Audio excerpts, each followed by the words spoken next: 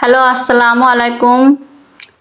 আর রাজ্জাকু Bangla food channel থেকে আপনাদের স্বাগতম। প্রথমে এক বাটি আমরা গুঁড়ো নিয়ে নেব, চালের গুঁড়ো। এবার এটাকে পানি দিয়ে সুন্দর করে ভিজা রাখবো। এর সাথে আমরা ডাল ব্লেন্ডার করে নিতে পারি। আমি ফুড প্রসেসিং থেকে ট্রেনিং করে এসেছি, আপনাদের কিভাবে পুষ্টিমানসম্মত খাবার রান্না করা যায় সেটা শিখিয়ে দেব।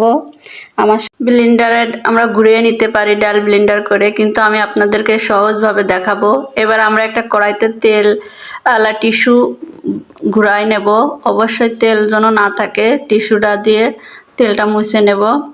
এবার কড়াইতে আমরা গুলাটা ঢেলে দেব। একদম পাতলা করে গুলাতে হবে, এই যে এরকম একদম পাতলা হবে। এবার বাকিটা আমরা ঢেলে রাখব। দেখুন এই যে এইভাবে ঢেলে রাখতে হবে। রেখে আমরা এবার কড়াইতে ঢেলে নেব। দেখুন এবার আমরা খুন্তি দিয়ে একটু টেনে টেনে সমান করে দেব। যেখানে একটু উঁচু উঁচু হয়ে গেছে বা একটু বেশি পড়ে গেছে আমরা সমান করে দেবো। এবার রেখে দেব এরকম। এবার আস্তে করে সাইডগুলো করে নেব। দেখুন এই যে মাঝখানে এরকম ব্রাউন কালার হয়ে যাবে। আর এই যে চারদিকে দেখুন, আমি আপনাদেরকে দেখে দিচ্ছি, দেখুন উঠে গেছে। চারদিকে নিজে নিজে উঠে যাবে। এই যে উঠে গেছে, এই যে উঠে গেছে। চারপাশে দেখেন নিজে নিজেই কিন্তু উঠে গেছে।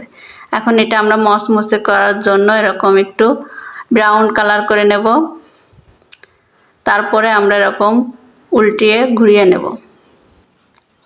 দেখুন কি সুন্দর সিম্পল দোসা। এরকমভাবে আমরা প্রতিদিনই বানিয়ে খেতে পারি, আর সবাই খুব মজা করে খাবে। আর যে দোসার যে দাম, আমাদের সে দোসা টাকা দিয়ে কিনে খেতে হবে না। দেখুন হয়ে গেল দোসা। এরকম আমরা এই যে বানিয়ে নিয়েছি। এবার দেখুন আপনাদের সস বানানো শেখাবো। এই যে দেখুন তেঁতুল, আমার ঘরের গাছ আছে উপরে, সেই গাছের তেঁতুল।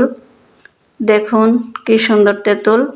এবার এই তেঁতুলটাকে আমরা সুন্দর করে করে নেব, সেনে নেব, সেনে গুলা তৈরি করে নেব। এবার পেঁয়াজ রসুন আর ঝাল পেঁয়াজ দিয়ে, হলুদ দিয়ে, জিরে গুঁড়ো দিয়ে, হলুদের গুঁড়ো দিয়ে, 1 চা চামচ চিনি দিয়ে সুন্দর করে এটাকে নাড়িয়ে যে টমেটো সস দিয়ে দেব। এক বাটি ব্লেন্ডারে টমেটো সস করে টমেটো সস দিয়ে দেবো। এই যে সেই তেঁতুল সস দিয়ে দেব।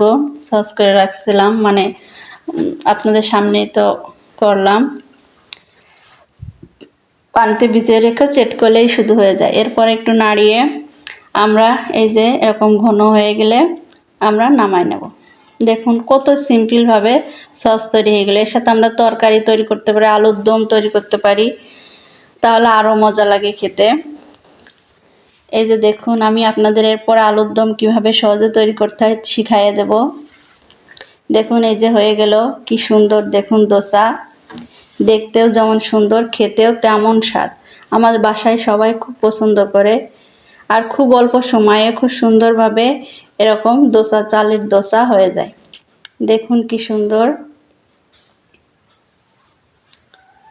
দেখুন ঘরে এইভাবে চালের দোসা বানাবেন। দেখুন কি সুন্দর মচমচে। আমি আপনাদেরকে ভেঙে দেখাই। দেখুন গুঁড়ো গুঁড়ো হয়ে যাচ্ছে। এরকম আপনারা সবাই বাসায় বানাই খাবেন, আর আমাকে জানাবেন কেমন হয়েছে। দেখুন কি সুন্দর হয়েছে। আর রাজ্জাকু বাংলা ফুড চ্যানেলকে সাবস্ক্রাইব করে রাখুন, তাহলে আমি যখনই ভিডিও দেব আপনারা পেয়ে যাবেন।